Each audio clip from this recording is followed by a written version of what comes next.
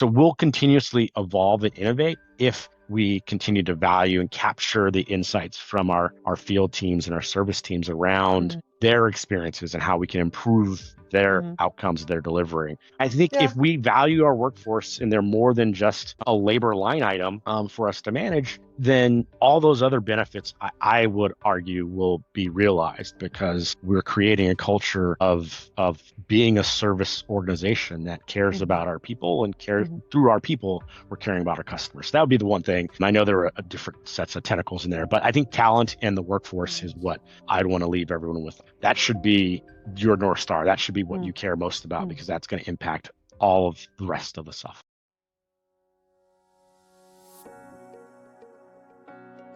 Hello and welcome to a new episode of Copperberg Conversations on Manufacturing Matters.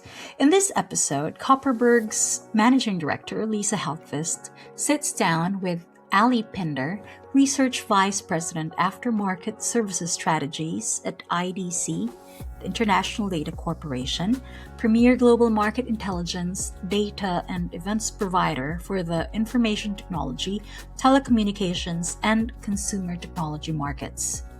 This comes out after the conversations that they've had in the UK during our back-to-back events for the field service and aftermarket leaders. Aly and Lisa will look at the shift from reactive service to more predictive data-driven models, but also the parts of the transformation that still need more work. From connected assets and AI to service monetization, workforce development, and the relationship between manufacturers and solution providers. This is a sharp look at where the industry is gaining momentum and where the real value still needs to be unlocked. Let's take a listen. Well, hi everyone and welcome. And today I'm sitting down with Aly Pinder Jr., who's Research Vice President, Aftermarket and Service Strategies at IDC. Hi, Aly, and good morning. Hello. Hi, Lisa. Good morning. Welcome to our little chat, as I've chosen to call it. But we've known each other for many years, actually, and we've been in the same orbit for over a decade, I would say. I can't even remember. Let's not dive into that, I always say, because then I have to reveal how old I am, which is a horrible thing to do. But you are actually spending most of your time working with manufacturers and service organizations around the world. And you're really looking at how service and aftermarket are evolving from reactive models, I would dare to say, to something much more data-driven, predictive, and ultimately, I guess, value-focused is a lot where you spend your time in your research. But for the ones who potentially have missed your name in the context of service, what do you do? What does IDC do? Great. Yeah, no, we do a lot. And to that point, I have a long-standing history in this aspect of conversations, I like to say. So I lead IDC's research with regard to aftermarket service strategies, a long title to encompass things like field service aspects like service parts planning and management, the warranties entitlements that are associated with how a manufacturer engages with their customers. Been covering this market for going on, we're not supposed to talk about age, but for about 18 years now. And I know I look young, but I'm graying and balding. So I look at how manufacturers, OEMs, service businesses think about how they can shift their organizations and operations to really deliver a new set of outcomes to customers. So when I think about the research that I do, I want to enable both buyers of technology, companies that look at investing in tools to improve their businesses, and I like to support them on what best practices and trends I see. I also, and IDC also works with technology vendors to help them as they think about their go-to-market strategy. So a lot of what I am passionate about is that interplay between service leaders, people that are looking at improving their business, and the technology providers that can support them through automation, new sets of tools to help make that next transformation. IDC, as a market research firm, is known for digital transformation. We talk really at a high level when we think about how we can help companies on either end of that buying journey make the right decisions to truly transform a business, not make incremental changes, but really think about how they can shift the way in which they deliver a new set of outcomes to customers. We also at IDC do what's called competitive assessment. So there are a number of those out there, but we do help executives, like many of your audience, make the right decisions based off of what tools are out there. So we identify, what are the capabilities that are forward-looking that can help companies future-proof their businesses as they move forward. Yeah, and I must say it's, probably in this area or domain is one of the or if not the leading sort of analyst results we get out of you. I read the reports thoroughly when they come out, and I know a lot of people in the service industry do as well.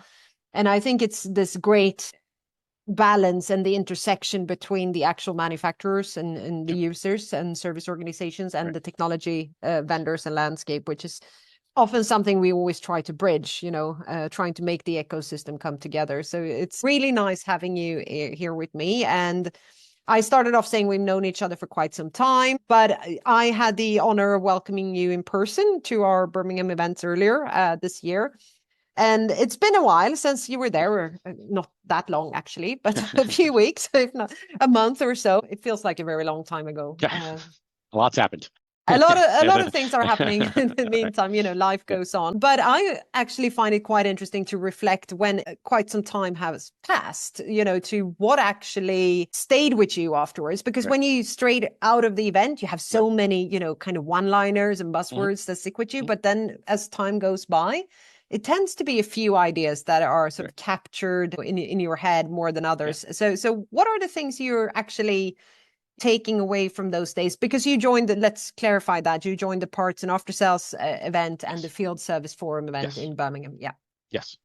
I had the opportunity to join both, and thank you again for the invitation to be in the room and help talk through a lot of the trends. And as I reflect back on a few weeks back, the biggest things that still stand out to me would probably be threefold. One, the passion in the room. Like, everyone was so excited to be a part of this conversation. I mean, it's a room of the right leaders who, in their own businesses and their four walls and what they do, they know what they do matter, and they are passionate about it. But when you get everyone together, we're all really trying to move service, field service, or parts forward as a differentiating opportunity within our businesses. And you can get in the weeds when I write reports for a living. I look at data, which, Excel spreadsheets still. And often I forget that these are people that are doing really, really interesting things in mission critical environments.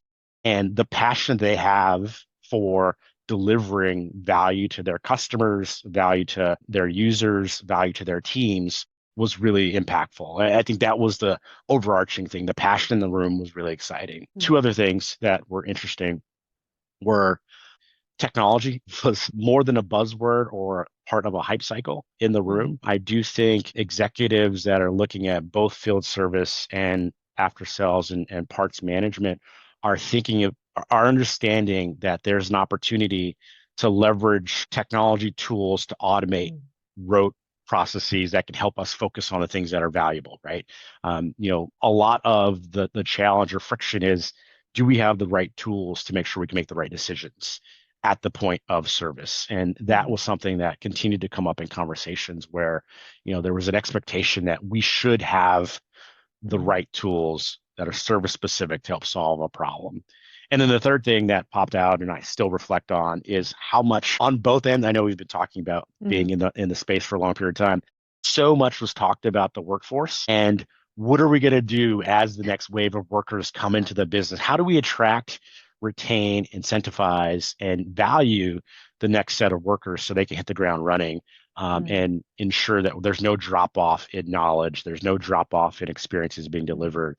And I really think the workforce aspect of most of the organizations that were on site talking about what they were dealing with from challenges and best practices was also something that resonated well. I couldn't agree more. And especially the workforce thing. I mean, it's almost like the Holy Grail. It's whoever cracks the code on this one, I hope they monetize it because it's going to be revolutionary, right? But it is. Talent is important. I mean, talent is how we all engage. I think too much of the conversation is removing the human from aspects of the day-to-day work, but within field service, within parts, like the human interaction between an organization and a customer is really still important and impactful.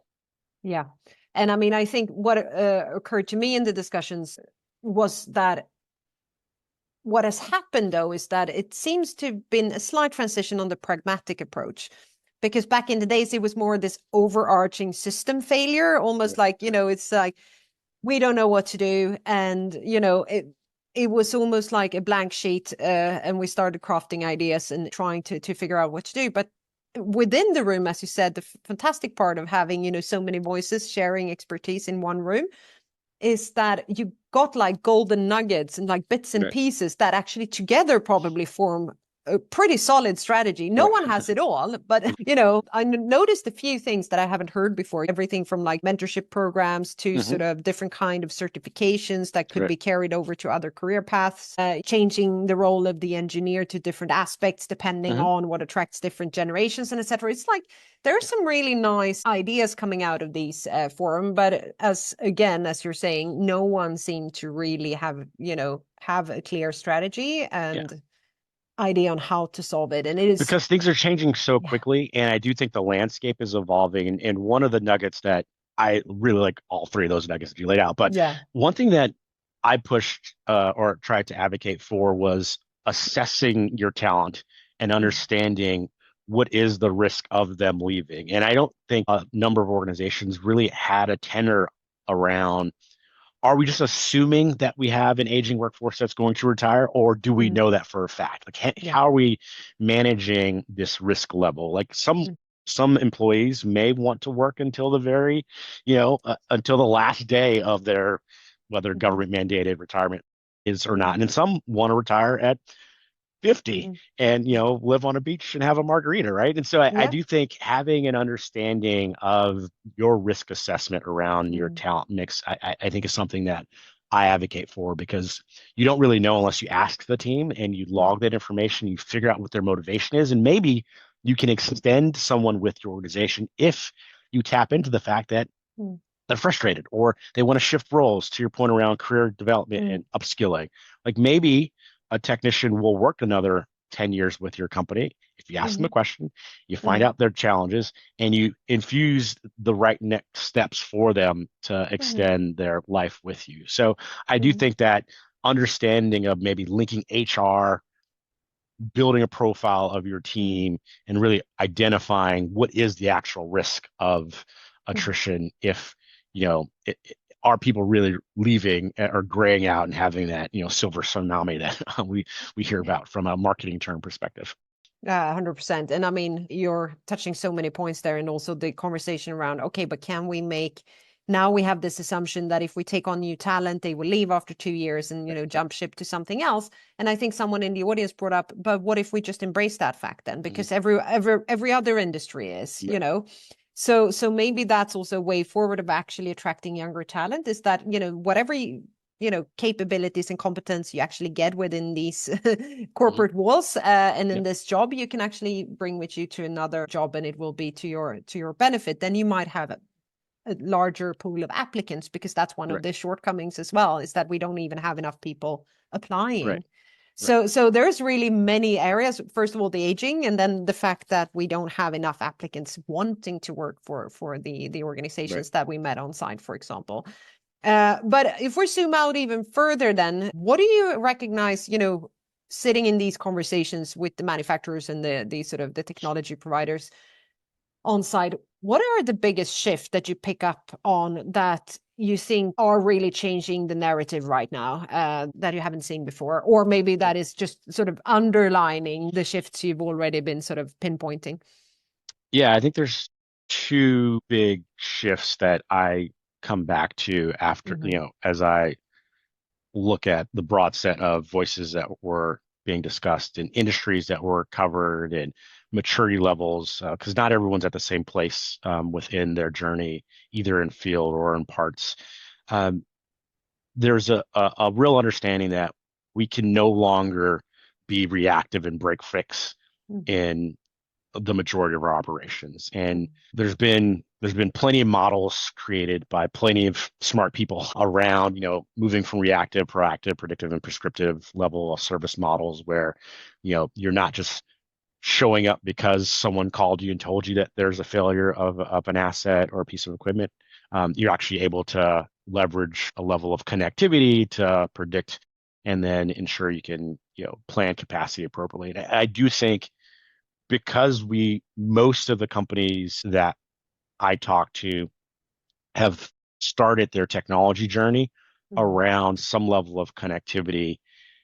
And there is a recognition that service does matter in mission critical environments. That you had a number of end users on site who are in some very mission critical, service models where failure isn't measured in kind of dollars and cents or euros or pounds. It's measured in the millions.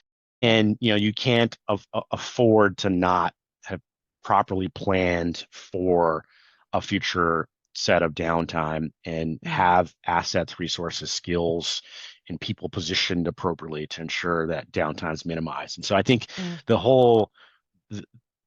there's always been a conversation. We can't be reactive. We can't be break fix, but there was never the tools and intelligence and insights that enabled enough companies to be able to make that shift away from reacting to things to being more prescriptive in the way in which it triggers service events. So that would be, if I think back to my data or data that I work on within our IDC primary research, we are starting to document an improvement or an increase in connectivity of assets. So 5 years ago, it was like a third of equipment was connected. Right now, when I asked that same group of organizations, that are about 50% of their assets are connected around, having smart connectivity from IoT enabled assets to capture data in real time and support a service event. So that shift is allowing for that next level of support that can be less reactive because we know what's happening on the ground now. We can position assets and capacity appropriately. So that'd be one thing that I thought was interesting. The second point, which is somewhat related, and I'm trying to keep all these thoughts together because we have so much that we talked about over those 2 days, but revenue creation. So I do think a number of organizations are recognizing the revenue opportunity within service. Beyond consumables and parts and labor, like those things matter, and that drives a lot of revenue. You make money every time you send a truck out, send a technician out, and selling them consumables is profitable. But there's a whole new set of offerings that I'm beginning to track around remote monitoring capabilities, around, can we offer up dashboards to our customers so we can help align their goals around operational efficiency and what we can do? Can we sell training services to our customers so they don't always have to wait for expert level technician to show up when they have someone on site, a facilities manager or someone who can do enough of the work? Maybe they're installing, kind of a replacement part. So that was another aspect as I pull myself back from, the weeds of what we're talking about to say, what are companies really thinking about when they're looking at a shift in their businesses? It's all about moving from reactive to something else down the road, probably prescriptive. So autonomous triggering of service work that happens without a human, but there's a lot in between. And then that service revenue piece of how can we take the technology and insights we have to deliver a new set of value outcomes to customers and align with their needs. So we're all supporting the same path forward from a KPI improvement. And I think what you're saying is really interesting. I saw this brilliant comment from one of the attendees, and I'm afraid I can't remember his name, so that's a shame. I can't attribute the quote to him, but I will dig it out somehow. And I'm paraphrasing as well, but he made a comment on one of our LinkedIn posts from the event and said, we have the technology to be predictive. Conversation is ongoing, right? That's almost like it's a universal truth that is the sort of northern star we try to navigate towards, right? But he said, what is scary is that the commercial models are still break fix. Right.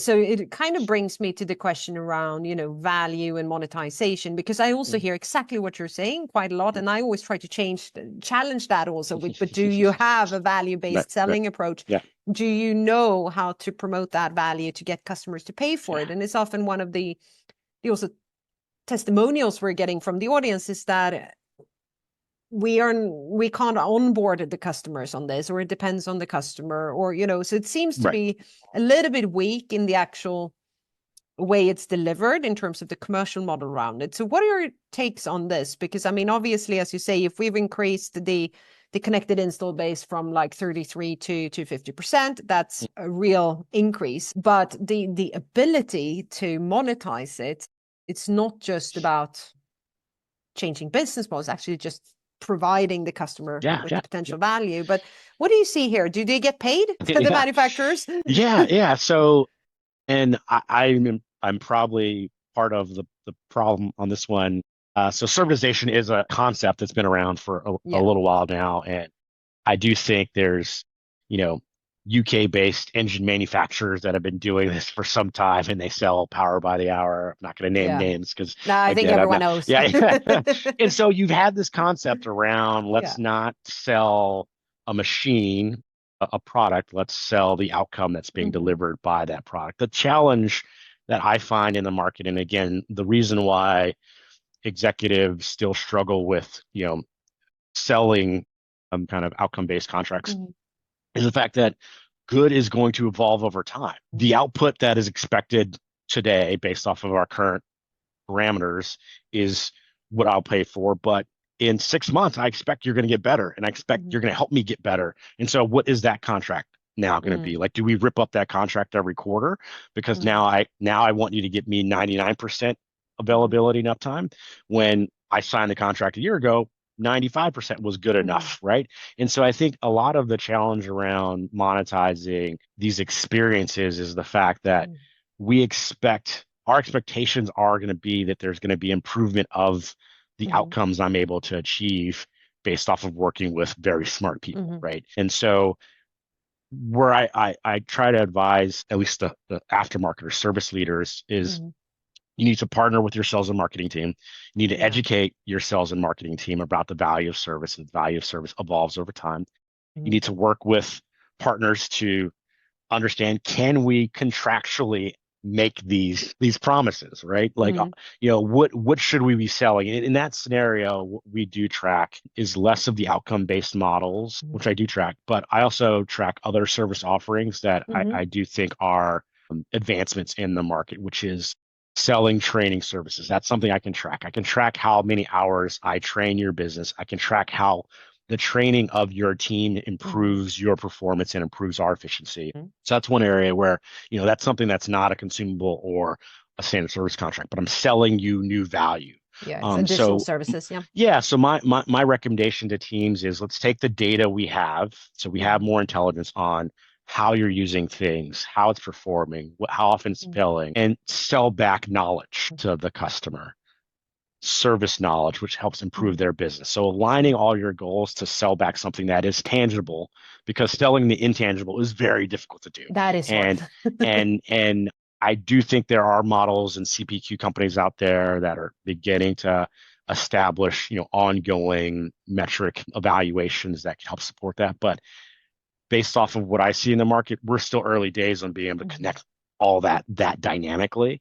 And the end customer needs to also know what they're paying for. And so if you can't provide them with a tangible metric or a tangible set of products you're delivering, there's always going to be, we know from a negotiation perspective, there's always going to be that give and take, right? It's I want more for less, right? And so having to get in that conversation is difficult. And as a service leader, as a service companies, we value quality, delivery. And so having that negotiation on those things, those intangible aspects of service, really puts a bad taste in all of our mouth. Like, we really want to do right by our customers. We value our customers. And so I would argue, from a service monetization perspective, having things that are tangible, that you can measure and align with your customers to say, this is what we promised, this is what we delivered, this is what you're paying us money. And I hear more and more, and I would like to know if you agree, but it's also like, so it's interesting on the technology side of things. We're quite advanced. We speak about master data management, we speak about uptime, we speak about connectivity, IoT, and it's all quite, everyone understands what it unlocks in terms of capabilities and possibilities and etc. But then when we look at the commercial model, and I'm not just saying the monetization, servitization, or as a service, I'm also thinking like, okay, so then we have maybe a service sales team or something that just waits by the phone for someone to call them and say something broke. I'm obviously, painting a very broad brush here, but I hear more and more that these service organizations are also taking this into more of a proactive sales approach, where they actually have an outbound sort of strategy to have these sort of intermittent meetings with the customers, having these checkpoints. Can we upsell, cross-sell, add services, change type of premium levels, or etc.? Do you see this as like an advancement in terms of, because it's always harder to negotiate at the contractual level, right? But sometimes in these aspects, just having someone calling the customer, say, okay, we're doing this service job in 3 weeks from now. Do you also want us to check XYZ whilst we're there? You know, it's a subtle upsell, but it also positions you in a way that, hey, we know about your equipment and we know about you, and we're trying to take care of you now by being a little bit ahead of the curve. It might be semantic or like language, but being that advisor is much easier than being a salesperson. And I do think that organizations I talk to recognize a need to connect different data sets within their technology infrastructure to support that conversation, because that's not something that can be done at scale. A salesperson who knows 3 weeks in advance the fact that I'm scheduling a technician for a PM visit, and that customer has these sorts of assets on site that are coming out of warranty or coming out off a service contract, and I want to make sure that my technician's not having that conversation of, I can't do service on this because it's out of warranty, because the technician's just going to do the service, right? The technician is on site and wants to be, that engagement layer, and so they're just going to do the work. And you, as the manufacturer service provider, won't get paid for it because you didn't have the integrated data tools to know we have a human person on site. Let's make sure that all of the offerings are up to date. And so I do see companies look at integrating their CRM tools to ensure they have proper customer profiles, to ensure they can link with sales and marketing teams, to proactively engage customers in advance of having that physical person on site that just wants to do a good job on the work order while still having good conversation with the customer, but their focus is on that aspect of the business. One other note, I do think that companies are realizing that data should flow across a business to inform decisions autonomously. So going back to reactive, proactive, and predictive, which in field service, it makes sense, but I shouldn't have to have a technician tell a salesperson I'm going on site. There should just be an automated workflow that says, we know once we schedule that technician, what are all the other workflows across the enterprise that are going to be impacted by this? Can we set up a promotion that says, technicians showing up in 2 weeks, here's a discount on these components, these parts, because your system's coming end of life, and that links back between parts management and field service, right? I think there's an opportunity to say, we know the defect rates on these assets. We know when there's an upgrade to a part or a component. Let's get these parts out of our van stock and sell those to customers based off of having that information. So I think that integrated technology data flow is where I see that the opportunity to drive at a new set of value outcomes. And it's an enterprise approach to service. Like the whole culture of the business is aligned with delivering outcomes to customers, and everyone on the team needs to be invested in that delivery, but they just don't need to have physical conversations. The technology should support those decisions being made at scale so that we're not manually having to say, oh, I remember that something. I'm autonomously triggered to do a certain action based off of data that's coming back into the business. Yeah, and I like what you're saying there, that it should be a flow. And I think it's a mindset thing as well, right? Where we have to actually maybe look at service as less reactive, and aftermarket is not an afterthought anymore, right? It's actually a revenue and profit generator. But in the end of the day, it's also like, but what happens if we can interlink this instead of looking maybe like, okay, we have to send this technicians is like a cost and a part of the service contract. So right now, and a few hours spent, we could also look at it as you say, an opportunity, because it's a customer interaction. What else can we do? Since we're already spending that money on that technician going to that side, what else can we optimize that visit with? Is that another set of offerings? Is that another sort of, and I also think it goes into the customers, let's say how they actually relate to your brand, because also if someone is calling me, say, hey, we know that John is coming in 2 weeks. We also know this, this, and this. It actually is a customer care level. Yeah. Even if it's an upsell, it should be subtle, of course, but at least gives me, we know about you. We know what you're, the disconnect sometimes between the predictive aspects where, customers are paying maybe for predictive data and predictive maintenance. They also expect you to know a little bit more about them, because you have all this knowledge about their equipment. And because that comes from our consumer brains, right? That we think that it's almost like if you drive a car and they know everything about your car, you want them to know when you serviced it and where and how, that is in the data. So it shouldn't be that hard for the workshop to pull up, right? So.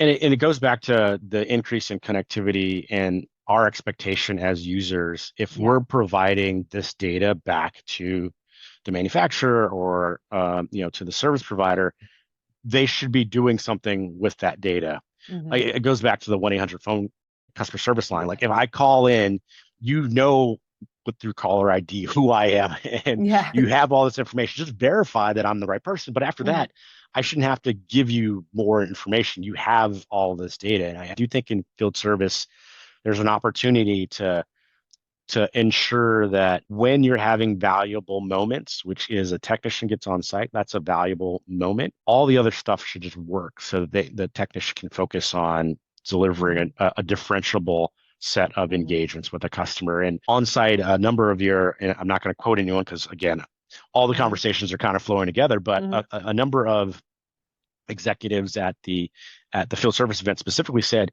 our technicians are beloved by our customers. We need to use that appropriately. Like that's such a differentiating opportunity. Like, yes, we make the best equipment. We're innovating from an engineering, design, and quality side on having equipment that doesn't fail or that it performs optimally. But our technicians are really, really what drives our customer relationship.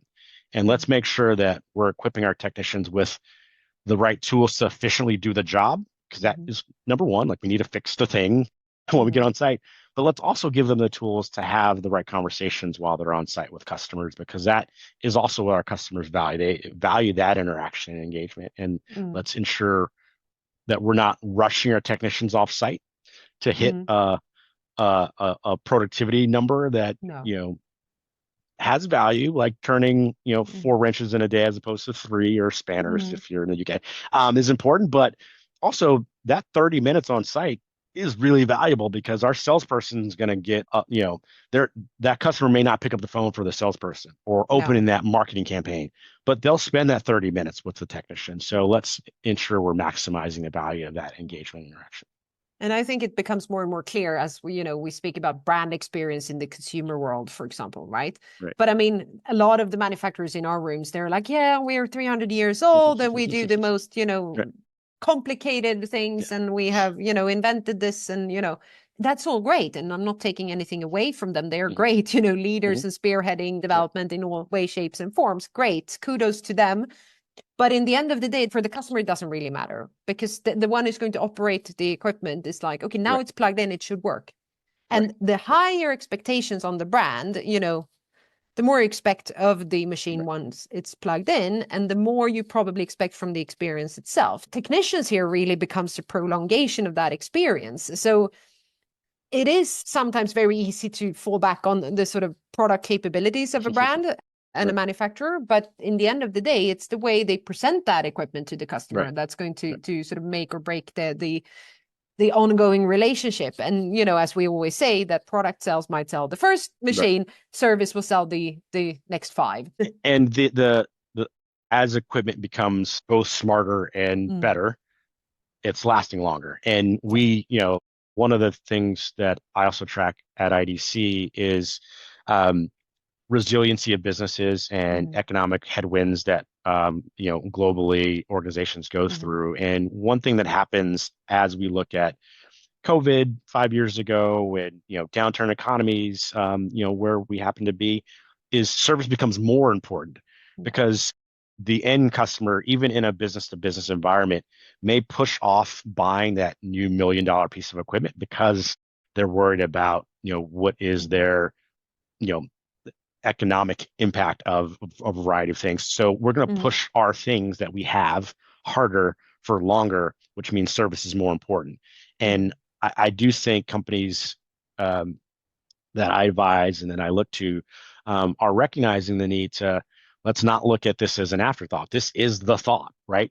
Service is the thing that is going to keep us in business. It's going to be the thing that keeps us, engaging with customers for longer. And it's actually something that provides a competitive advantage. I do think, especially in industries that I cover, some of the executives that were on site at your great event were in unique positions where no one could do what they do. Like no one can sell the products they have. They have a monopoly, if you will, in a given market. But most of the companies I talk to, mining equipment, farm ag equipment, med devices to a certain degree, they're HVAC.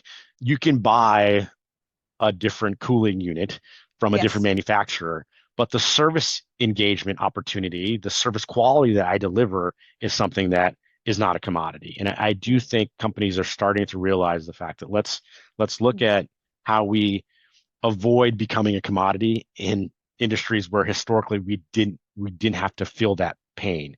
Service is the opportunity to get outside of that. I agree. I need to, of course, pick your brain on the great topic of AI because I guess it comes up in every conversation you have as well. But it was really a part of the discussions in the room. But I think someone actually summarized today and said that the conversation have moved from like almost trying to digest what it is and what it can do to actually being more pragmatic, and we speak more about the processes, and then AI becomes a part of the solution.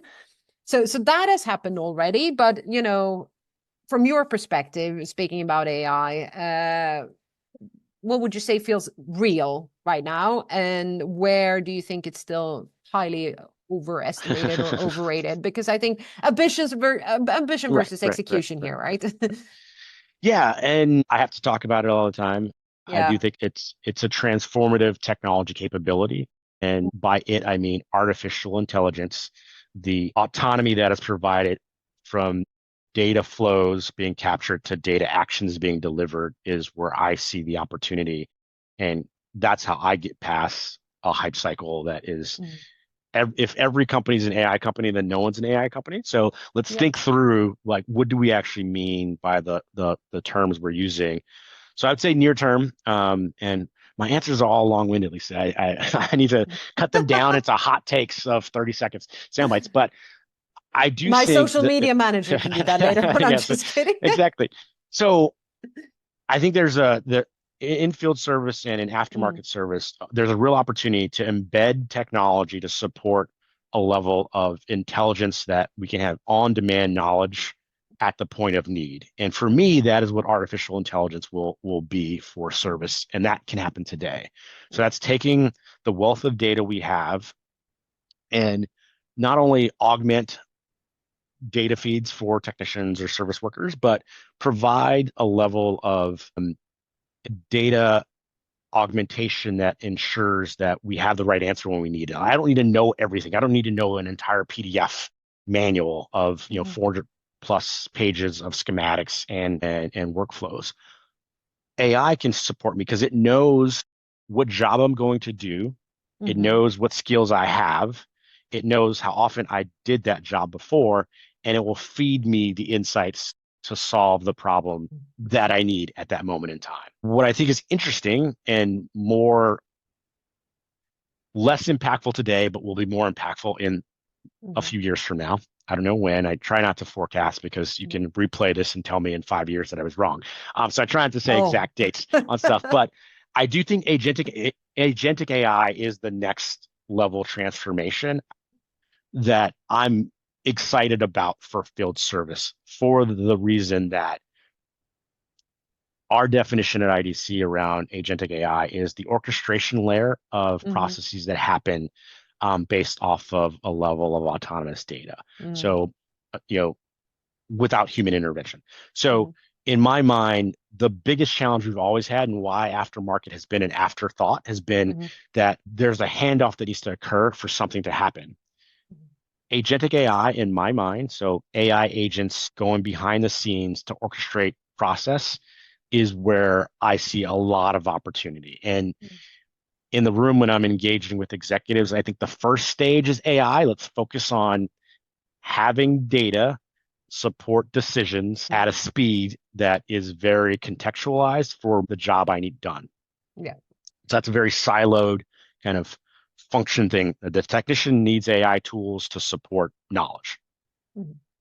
Next level is agentic AI in my mind, which is orchestrating processes behind the scenes. So I'm not having to call my sales team to tell them I saw these leads, I saw these fire security units that are not to code or out of date. And you now go do something.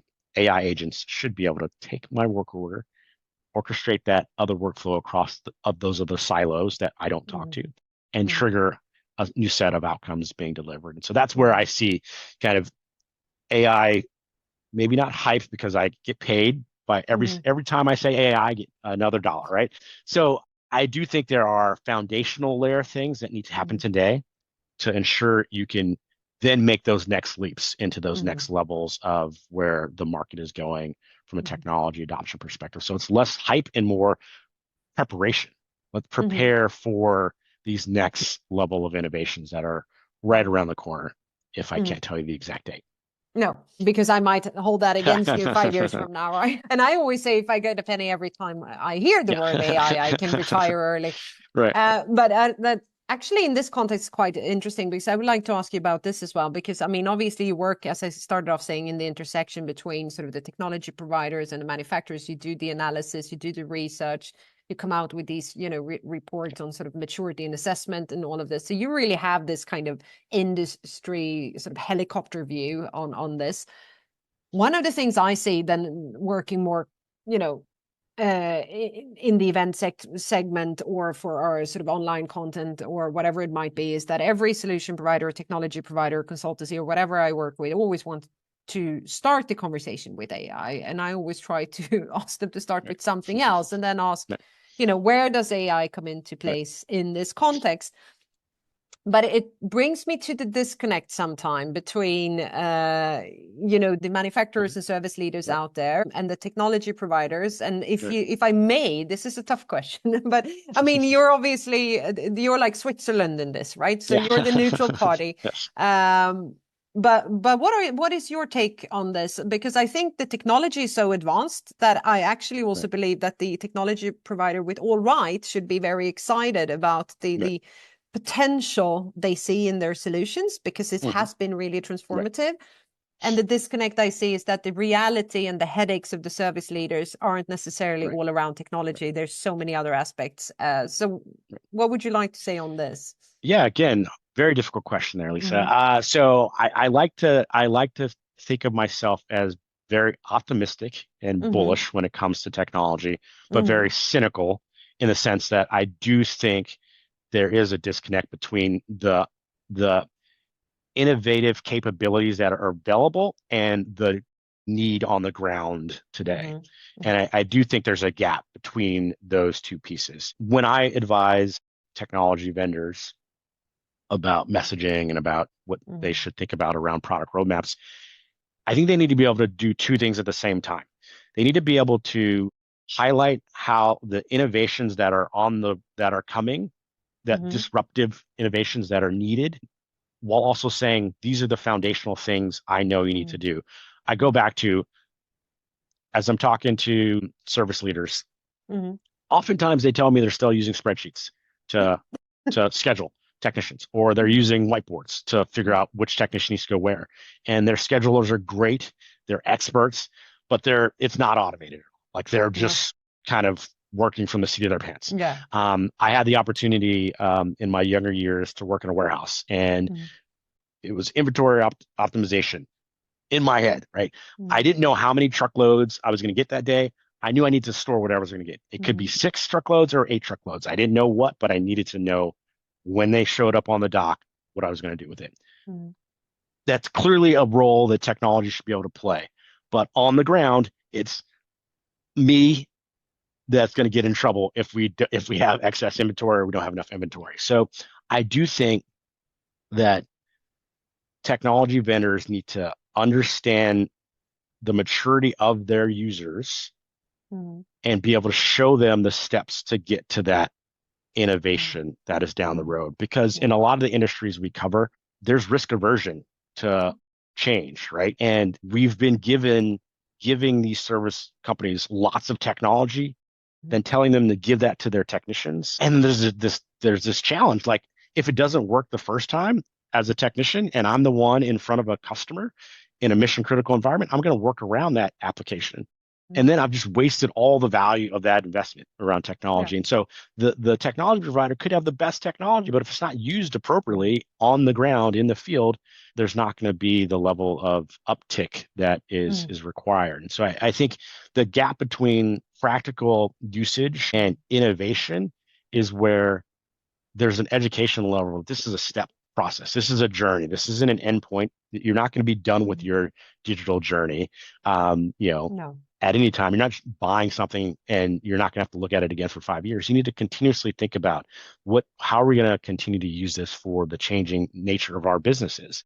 And we need technology partners, not solution providers, that can help us around that relationship. And I think that's what I try to advise both the users and the technology vendors, because to your point, there's a disconnect between how awesome AI the dollar, and what we can actually do today, and what do we need today? What do we need on the ground? We don't need what we're seeing where you have humanoids doing awesome stuff, dancing, I guess. I think that you need insights at the point of service that contextualized and on demand for the user. Like, if I'm a person in my home life, I don't want to have to watch 20 YouTube videos to learn how to fix the washer on my faucet, right? I type in my faucet's leaking. I want the one video that is quality video, short to the point, and can help someone who's not a plumber. And so I think that's the role that technology should play. It should make sure that the users have the right information for what their needs are today, and that evolves over time. And I think it's exactly that. And I sometimes say the same advice we give to service leaders, right? That the service is actually in center. If you look at it, technology providers, they are providing a service to the service leaders, right? So they also have to understand what actually ticks the boxes of the service leaders, what makes their life easier, what brings them peace of mind.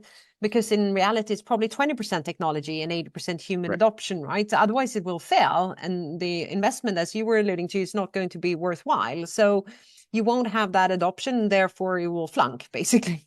So it's quite interesting to see that we have to also help technology providers understand the real sort of struggles and pain points of the manufacturers out there, which I think many do, to be honest. But maybe, less focus on the capabilities of the systems and more focus on the potential capabilities and outcomes of the customer / manufacturer in this instance, that they can actually achieve, which I think it's a part of the narrative nowadays. But one of the things, I can also flip it and say, I see a lot of manufacturers that think if I just get a system in place, everything will be fine.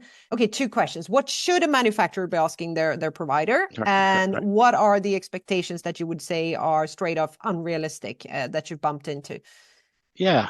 I think manufacturers should ask for tools that will be evolving. I'm going to throw some more technology terms out.